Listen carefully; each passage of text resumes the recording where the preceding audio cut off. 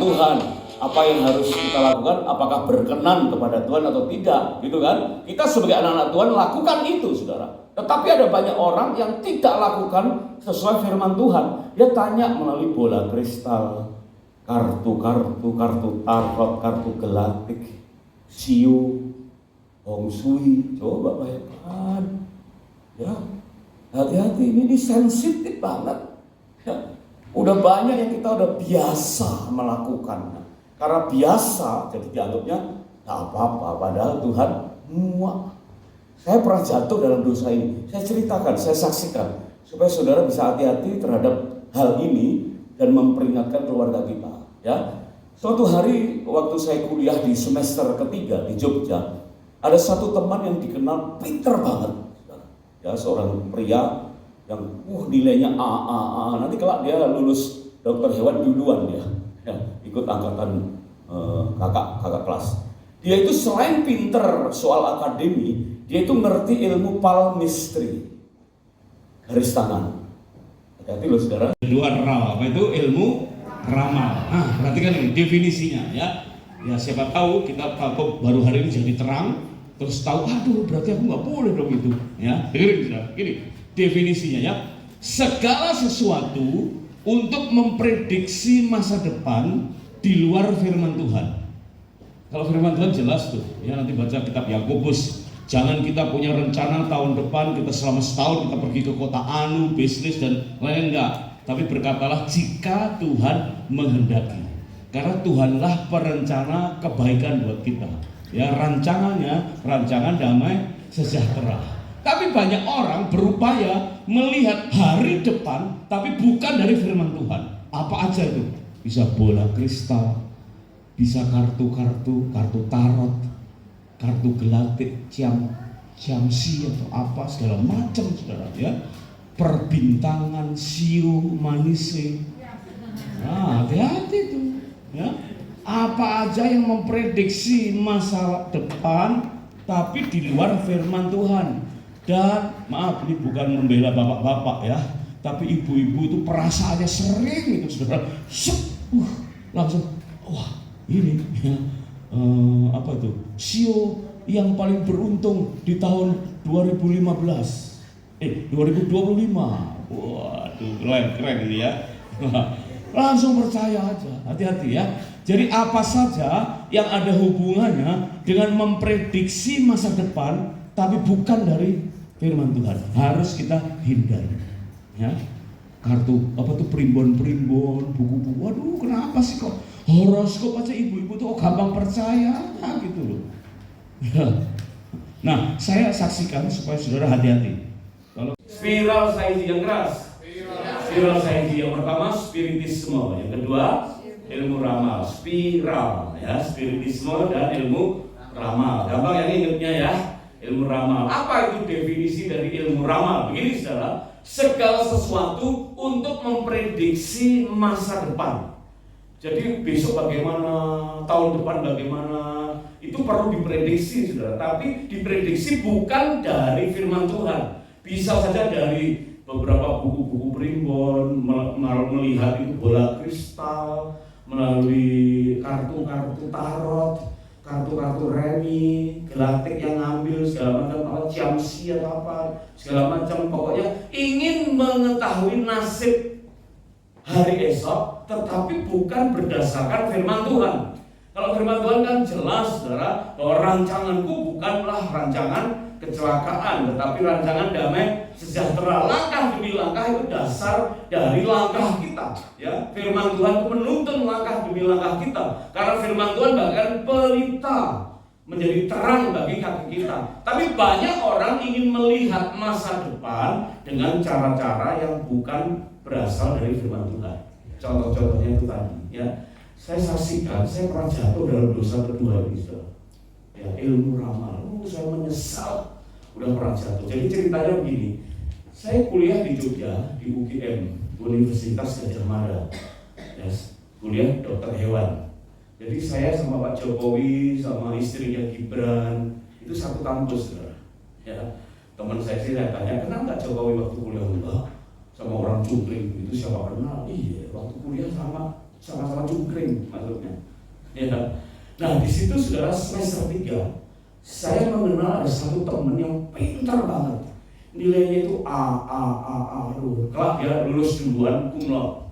Jadi dokter hewan paling hebat pokoknya ya. Ternyata dia saudara di semester ketiga itu udah dikenal bukan cuma pintar secara akademik, dia pintar meramal. Wah, jadi teman-teman banyak nanya, senang kalau ketemu dia saudara ya. Semua teman tanya, dia paling ahli itu ilmu palmistry. Ini loh, membaca garis tangan ya. Hati-hati kalau ada huruf M-nya mati. Ini garis nasib, ini garis rezeki, ini garis perjodohan, ini garis usia. Semua teman diramal dan semua happy. Ya, saya di kampus itu nama saya Dwi, disebut Dwi Lanang. Karena ada cewek namanya Dwi Wetok, Dwi Lanang, ya. Semua udah diramal, semua happy. Dwi Wetok juga udah, Dwi Lanang yang belum. Jadi saya begitu lewat, Dwi Lanang, kamu belum sini? Enggak, saya tahu ini nggak benar. Ramal-ramal itu bagian dari spiral sahiji. Saya nggak benar, udah dipesenin itu dari jauh-jauh, udah dibekali, ya kalau mau merantau, dibekali apa aja gitu. Saya ditarik, tangan saya ditarik. Di hadapan mukanya teman saya yang pintar itu, tetap saya genggam begini, saudara. Begitu saya buka, dia kaget. Waktu dia kaget, saya juga kaget. Ada apa ini? Teman-teman lain, ayo apa artinya? Dia baca, dibaca ini. Mukanya cemberut. Teman lain teriak, apa artinya? Apa? Dia tegang, saudara. Dia bilang gini, ada dua hal yang akan terjadi. Saya udah bilang dari awal saya nggak mau, kenapa kok saya buka di depan dia, udah ada dua hal, apa itu? Lihat ramalnya begini, 1 DO, 2 mati. Semester 4 kalau nggak drop out dari kuliah, ya mati. Kok jelek banget ramalannya. Teman-teman saya di ramal happy, nanti belum lulus, sudah ada perusahaan yang minta kerja, dilamar ya. Belum punya pacar, nanti tahun depan punya pacar. Coba saudara, kerja naik tingkat, naik pangkatnya cepat, diramalnya baik-baik, happy semua. Kenapa saya ramalnya 2 DO mati?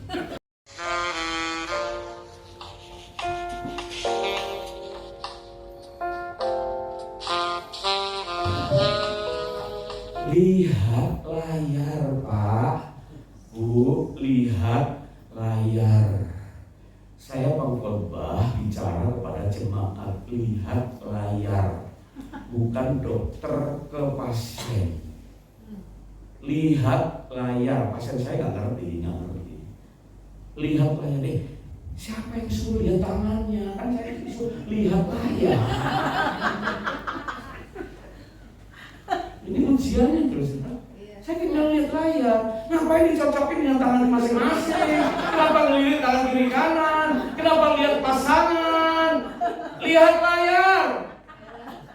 Lihat layar, jangan percaya. Lu masa keadaan tegas, sombong, setia, tergantung panjang. Aduh, gimana sih? Ya kan? Terus nanti istri-istri langsung, Pak lihat, aduh, kamu kok ternyata kok bukan C, dipotong nih panjangan nih, dipotong. Nggak bisa, ya. Jadi ini nggak berlaku, ini pancingan, ini ujian buat kita. Ya, jangan percaya gini-ginian, ya. Oke, sepakat. Ramalan-ramalan yang buruk, ramalan yang bagus pun harus ditolak. Coba tes berikutnya, next, lihat.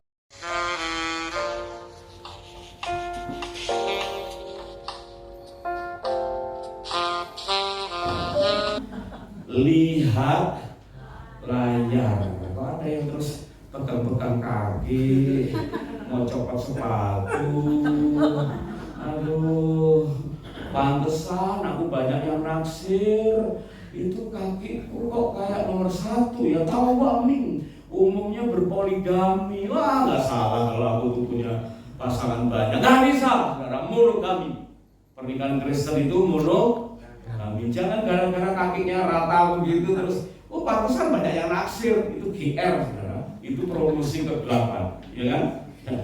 aduh kenapa sih aku buka usaha baru gagal maning. Oh nomor 2 ternyata aku, tapi kurang kalau living, nasibnya harus kerja keras. Nah, saudara, ya. Aduh kenapa ya? Kok orang itu kok hidupnya enak banget, buka usaha kecil aja laris. Oh kakinya ternyata nomor 3, Xiang Fu Ming. Wah nomor 4, Fu Kue Ming. Bimbingan dah. Hati-hati loh saudara. Kadang-kadang hal begini sehari-hari terjadi, terus kita oh ya, amin. Udah pokoknya kalau bagus amin kan. Siapa bilang bagus harus diaminkan? Didoakan supaya terjadi. Nah, yang didoakan itu kata-kata Tuhan untuk kita. Ya kan? Kita perlu berdoa supaya kita sesuai dengan kata Tuhan. Meskipun kelihatannya sulit. Ya kan? Bangsa Israel kan sulit itu hidupnya, jalannya, ya kan? Tapi dia minta kekuatan dari Tuhan. Oke, sekali lagi. Next.